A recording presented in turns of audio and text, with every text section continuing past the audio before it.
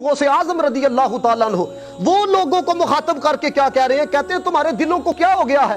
قرآن کی آیتیں پڑھی جائیں تم پر اثر نہیں ہوتا، نبی پاک علیہ السلام کے فرامین سنائے جائیں تم پہ اثر نہیں ہوتا۔ یہ دیکھو میں اس دور کا ہوں، حضرت شیخ عبد القادر جیلانی رحمت اللہ تعالیٰ علیہ سنانے والے وہ کہہ رہے ہیں پچھلوں کے واقعات تمہارے سامنے بیان کیے جائیں تم پر اثر نہیں، تمہارے دلوں کو کیا ہو گیا ہے؟ اگر اس وقت دلوں کی یہ کیفیت تھی تو آپ غور کریں اب دلوں کا حال کیا ہوگا، جدھر نہ نگاہ کی حفاظت ہے، نہ کانوں کی حفاظت ہے، نہ خلوت کی حفاظت ہے، نہ جلوت کی حفاظت۔ پھر اس دور کے اندر کیا ہوگا؟